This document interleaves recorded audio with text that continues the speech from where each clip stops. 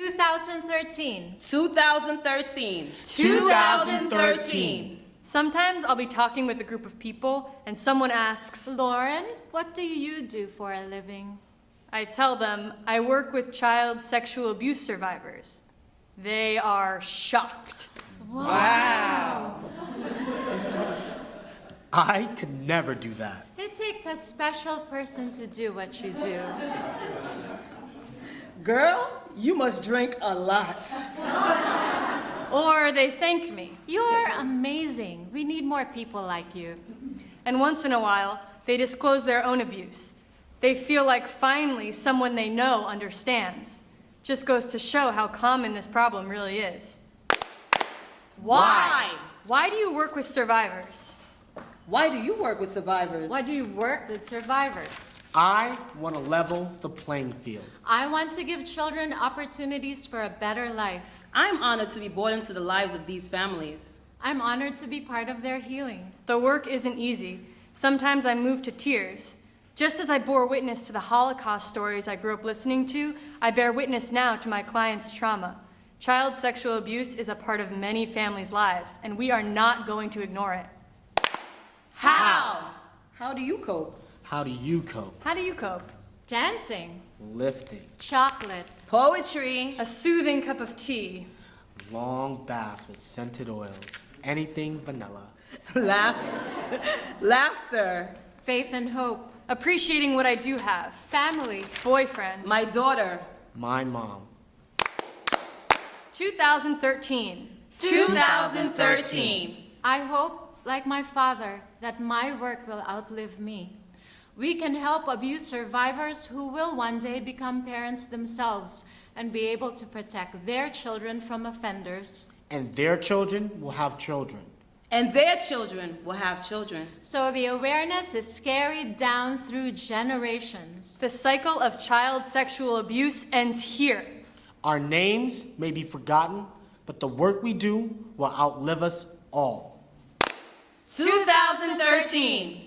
I have to thank Maggie for making me who I am today. In her way, she was my first counselor and coach. She told me, You're gonna do something, and whatever it is, you're gonna do it well. when I handle a crisis situation with clients, I get firm like Freddie. And to get behind the feelings behind their behavior, I become like Maggie. I do the nature-nurture thing. I give them a safe environment so that they can work on their sexual abuse issues, and I provide them with unconditional acceptance. 2013.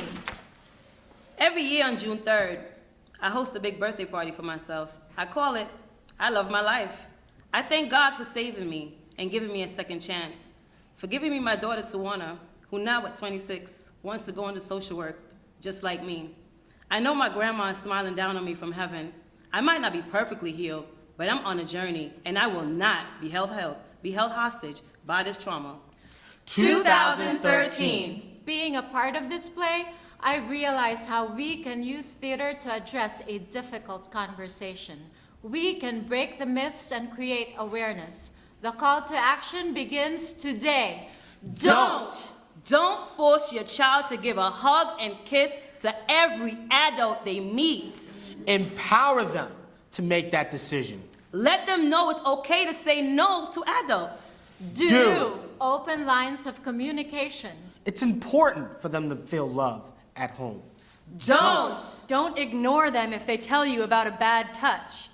Find out what's really going on. Don't ignore your gut instincts. If it says your child isn't safe with someone you know, Get involved. Speak about this issue in public forums. Call your representatives. Tell them this is an issue worth supporting. Talk to schools. Encourage trainings about boundaries between teachers and students. Volunteer your time and resources to places like Kingsbridge Heights Community Center.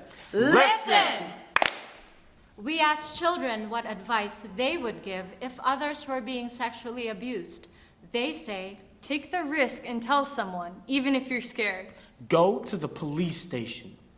Don't worry, it's not your fault. When you talk about it, your feelings get better. The anger's not in you anymore. Don't be afraid.